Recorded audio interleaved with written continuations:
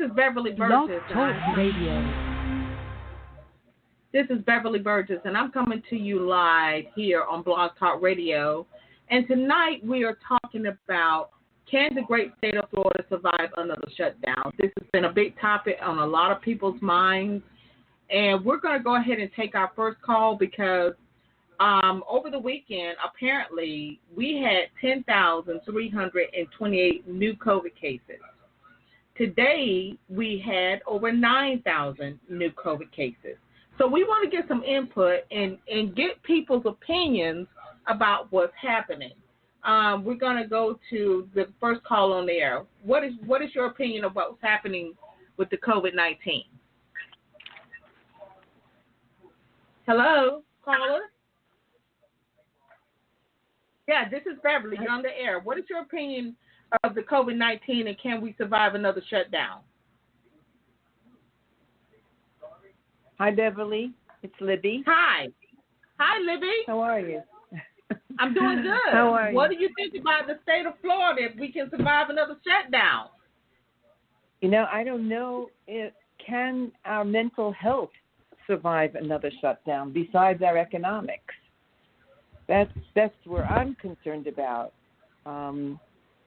I would think that the older population has been the ones that have been more careful than anyone else in Florida, and it's just the older population are the ones that need the socialization the most. And so they've been really for 100 and how many days now are we dealing with this? Yeah, and it's really out of control because we've been dealing with this apparently since last year, but no one really put it out there. Then it went full throttle in March. You know, the president shut down the whole country. Then the governor reopened it. So, I mean, do you think he reopened the great state of Florida too soon? Or economically, what would this do to our country? From your standpoint as a grant writer, someone that's the CEO, by the way, guys, Libby Hyken is the grant writer, a great grant writer, but she's also the CEO of Grant Watch.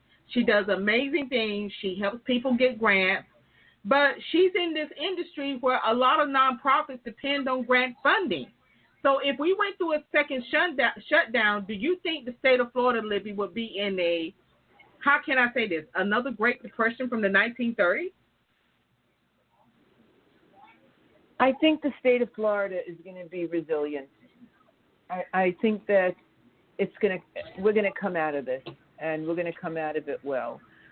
We're really in tough times, and the problem is that we've been in this kind of shutdown mode and mentality for so long that people are now out and about, and they just can't take it anymore. And that's what I see. We passed by a park on Sunday, and we saw young people all mingling together and out there playing. Yes, it was fresh air, but they were way too close to each other and no masks. So I think we could use some.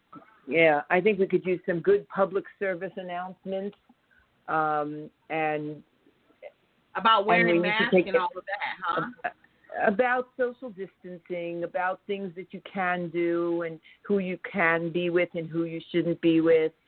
And we need to take better care of our seniors right now. We have to think about the senior population and reach out to them. Okay, well, hold on. Don't hang up, Libby. Who's the second caller? What's your name? Well, this is Pastor Jesse, and my number is 1700. Oh, hey, Pastor Jesse Stevenson. Libby, she is the CEO of Grant Watch and a very good friend of mine, and I want you to chime in on this because I think we're headed for a second shutdown. I mean, she thinks we're resilient, but I don't see it. You know, Dr. B, let me just say this. I think there's a saying that I have that we say at my church in New York, and the phrase is we do it better together. I believe that it really takes a unified people to really understand that the whole of this thing is greater than the sum of all of its parts. And I think the danger of politicizing something that has no political affiliation, making a religious opinion of something that has no religious affiliation, or even making it about race in some eyes, it with no racial affiliation, can be dangerous, because this virus does not care who gets it. It does not care how old you are or how young you are. And I'm not just speaking out of opinion or from a place of speculation. I'm speaking as an individual who has survived this virus, being shut down with fevers over 8 days, coughing up blood, body aching. This right here is no virus to play around with. And I think the thing is even with us, we did everything that we could, everything that was suggested to prevent it. We wash hands. We got more hand sanitizer and alcohol than a little bit. We gloves, masks, and we still contracted it, my wife and I. And so I think that we have to take precautions. We've been in Orlando. I buried my mom 2 Fridays ago, and leaving out of the hotel finally after 18 days of quarantine, leaving out of the hotel, people were going to the theme parks. There's a water park right off of I-4 before Sand Lake Road, jam-packed for slides, jam-packed. People are out and about at the grocery stores before a lot of the stores started to reinstitute their mask mandates. Man, people was in the grocery stores. No one was social distancing. Like there has been not a lot of great caretaking in the severity of what we are dealing with. And so I believe that it's really important that we understand that if we continue, no matter how strong you are, no matter how spiritual you are, no matter what your political affiliation, no matter what your racial bias is or sexual bias, if we continue on this particular road, yes, there will be another shutdown, and yes, it's going to be far worse than it was at the first. Okay, Libby, what's your feedback on that? While I get this other call on the line, what's your feedback on that? Libby? Because they're not wearing masks. I agree with you that the virus does not discriminate as to who it comes to. The problem is that you have the population that's going to adhere to the rules, and then you have the population that's not going to adhere to the rules.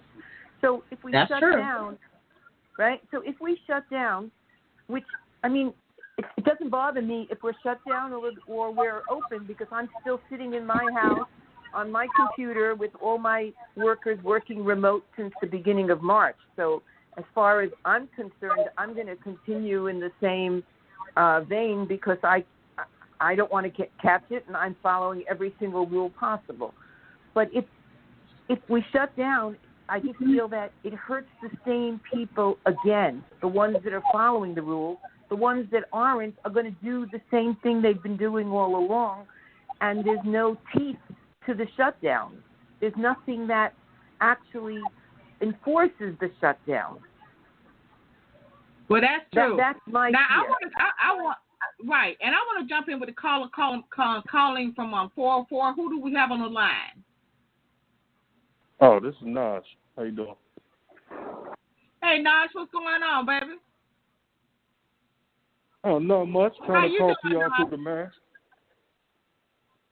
Okay, well, what do you think about this? If the state of Florida faces another shutdown economically, we got Pastor Jesse Stevenson from New York. We got the one and only Libby Hiken, the CEO of Grand Watch, got myself, and now we got you. What do you think will happen if this happens again? Do you think economically we could survive this, or will we be facing a Great Depression? Well, I don't know. I think sometimes people go a little far saying Great Depression, but no matter what, I agree with what the gentleman was saying. No matter what, if you make the situation worse, then you'll be restarting everything, and all of the conditions, like the young lady was saying, still exist, meaning you got people who've made this a political issue. and have decided that they're just not going to comply with what everybody else is because they've decided that this is wrong, this is tyranny, they're not going to participate. Problem is, this is a community and nation building exercise, and that's the only effective way we've seen of treating this. So places like Vietnam, who basically have no cases, and you see they have a mass culture, they have an understanding of how to kind of deal with things as a community, you can see it in their results. Now, as far as when people say, we'll go bankrupt and all this other stuff, remember, government spending is similar to market spending. So if we get in a real bad way, then they're just going to have to write up another stimulus package, stimulate the economy until we get this over with and ride it out. Sorry, but I mean, that's just reality. Okay, well, hold that thought now, because I need to come back to living pastor, but that's good. Go ahead. That's good. That's good. Well, let me ask this question it's here. Good. It's good, Dr. B, and it's a truth.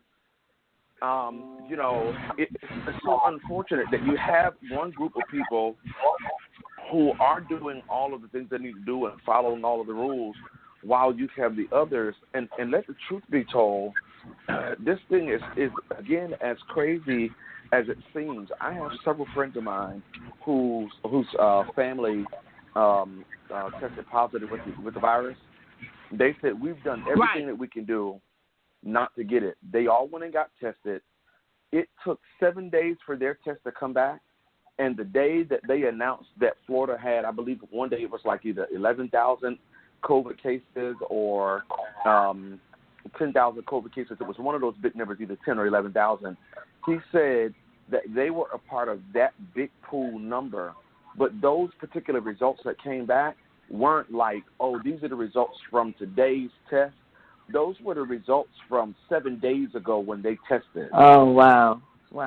Do you understand? So the whole backlog is coming in the numbers. Wow. Absolutely. And so when you all hear today, when you all hear today that we have more than 9,000 cases in the state of Florida alone, you got to think those are cases of people who, from what I even understand, it was told by a healthcare professional, that a lot of the cases, if you didn't go to a hospital and get tested and you went somewhere else, they're not counting positive tests in certain places that's getting tested.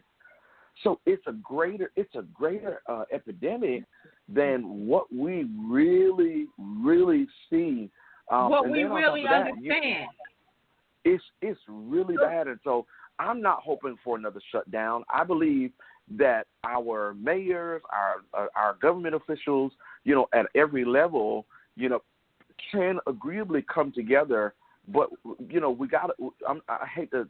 I don't want to get in trouble saying this as a pastor, but I'm not trying to be funny. At what point, do you pull your pants up and stop trying to showcase how big your dick is in front of other people?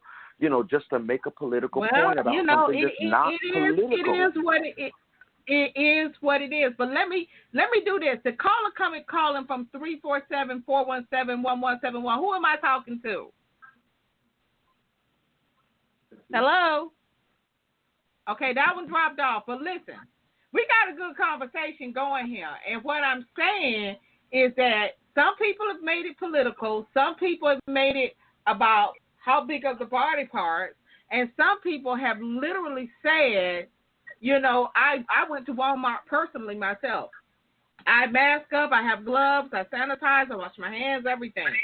And we couldn't even get into the store guide because this guy wanted to fight the Walmart employees because Walmart is requiring that you mask up before you come in their stores. And, and I agree. I agree with what the gentleman said. You're going to have to write a bigger stimulus package, but at what point do we stop giving out money? Now, I need y'all to, y'all know this money tip, right. Because at some point, this money going to have to be paid out. So, Libby, we're going to start with you. Jump in here and tell me about this money.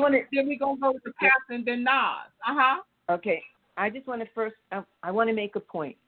They should take some money and set it aside and create the commercials that speak in one voice of what to do. Show the social distancing, show the mask, show the washing hands, I've seen some commercials, but they need to be infused into those popular television shows, into Netflix, into Amazon, all over the place. They can do that with grants. Young people, let's reach the young people that are watching television, playing games, whatever it is they're doing online, and get the message out, but a unified message.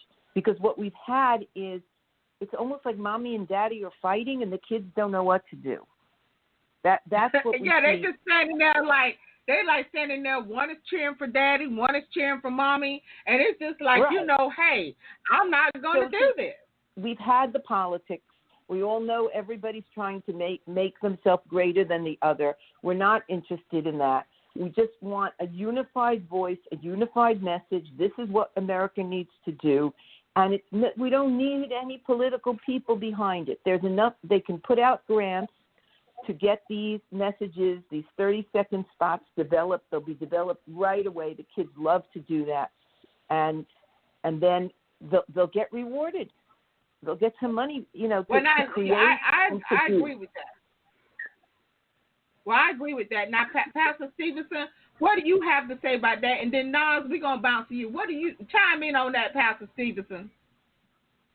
I have to agree. Right now, there is such great division within our country and in our cultures that it has to be a dynamic of information that's being said from different people, but as one voice. That by far for me is a great point to make. If we had our influencers saying the same things, but I think the challenge for people is one of the reasons why for them they may not want to do that is because people are making this thing to be something that it's really not. We are really overlooking the reality. That people are dying every day. I lost several friends of mine abruptly from COVID, and I'm just wondering, if we, and I think the other fight is even about masks is, okay, well, we don't want to have to be mandated to wear masks. But here's the thing. If you are in densely populated areas where people are close by and in close contact, put your mask on for those few minutes. When you walk to your car, you get in your car, you don't have to wear your mask in your car because you're not around those individuals. But that has to be said on more cases than none. I watched the president do his COVID briefing this afternoon, and in one voice he said that wear masks is patriotic, and then out of the other side of his mouth he stated that they're not necessary. Okay, man, like you're a walking bag of contradiction. You confuse the people when you make statements like that.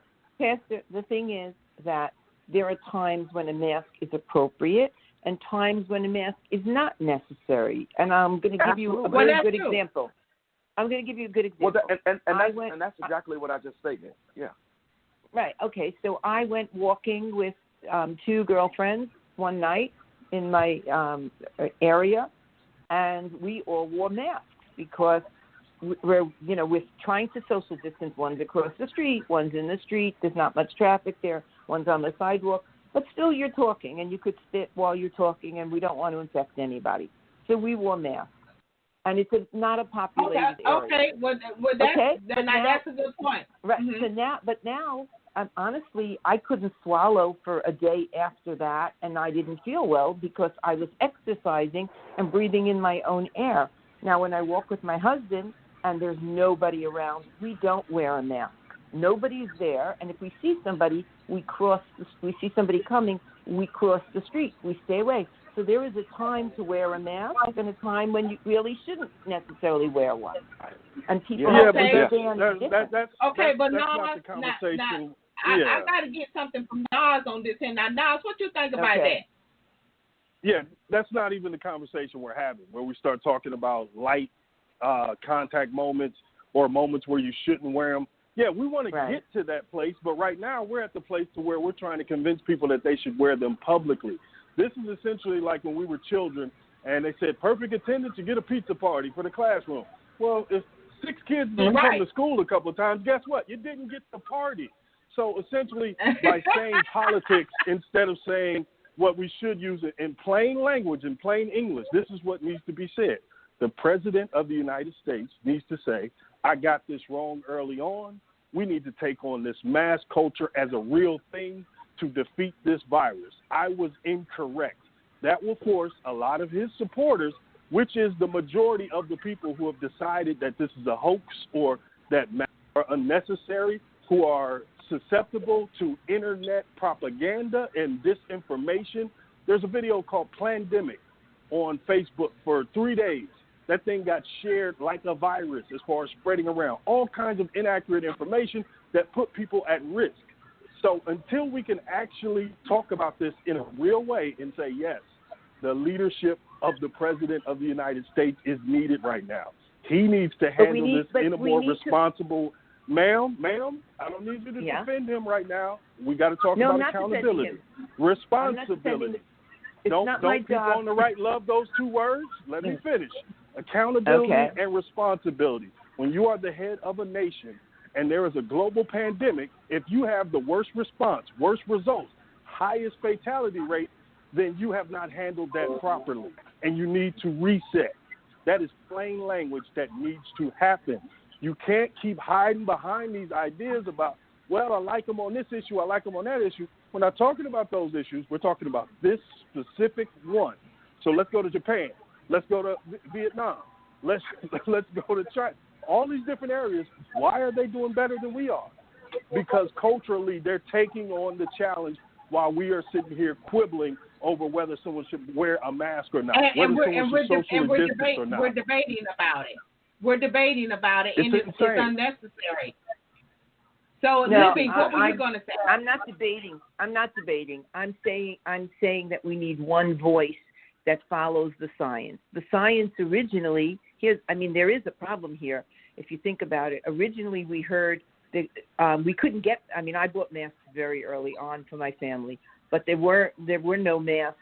People couldn't get them. We were told they were being created by 3M. There was a lot of ordering happening, everything. Then we were told the masks wouldn't make a difference, and now we're told the science says the masks will make a difference. So whatever we know is evolving, and we need one voice. But that voice needs to be out there for the public. That one voice with no political. Well, now I do. Yeah, see, you keep trying to run away from what's right in front of us. There is a political element to this, in that the administration that was in charge did not do their duty. Right now, if you want to go to Europe, guess what they say? No, you can't come here, American. We're not letting you fly in right now. That is a disastrous result of what? Mishandling this from the beginning. And that has to be said. We can't play this game of, well, I don't want to criticize this or I don't want to criticize that administration. No. The failures are failures. So now we move on. We reset. We say, okay, he's on board. He wants to change it, and we should listen to him if he's willing to lose a little bit of political capital and say, I got that wrong. That would be powerful from that office. Now, but Nas, that you and Libby really put it out there. But Pastor Stevenson, I come to you for a lot of things, being a grant writer myself, and I'm here in Pine Hills, and I'm seeing this every day, and I'm seeing the debates, I'm seeing the fights, and all this other stuff, and I'm sitting there, like Nas said, come on. Trump says one thing, then he turns around and says something else, and, this is not about him. You are the leader of the free world. Somebody's got to set an example.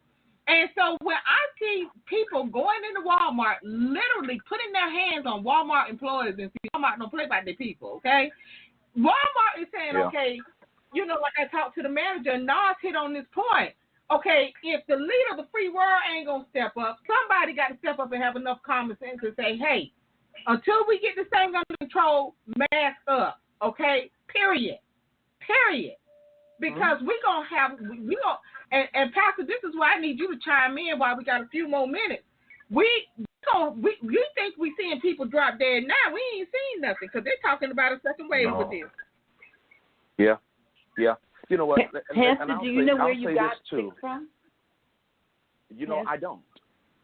We checked into a hotel, and we found out about 3 days later. We found out after we didn't get service in the room that the hotel was not offering services to the room to clean the rooms. According to their website, they had stated that they would have disinfectant wipes in the room, cleaners in the room. We didn't have any of those things in as was listed on their website. We had to call and ask for cleaning supplies, and then some of the cleaning supplies we had to go and purchase on our own while here, but we did not contract it until after we came to this particular hotel. And as a result, there are people in and out of here on the weekends. Man, there's people everywhere, and I'm like, if I can avoid, being near these people or any of that, we try to stay away from it. But, aside just from this particular one pandemic, there's so much more that's really happening, and really not being said. It was a brief mention, I want to say maybe about a week and a half ago, that there is another strand of the swine flu, H1N1.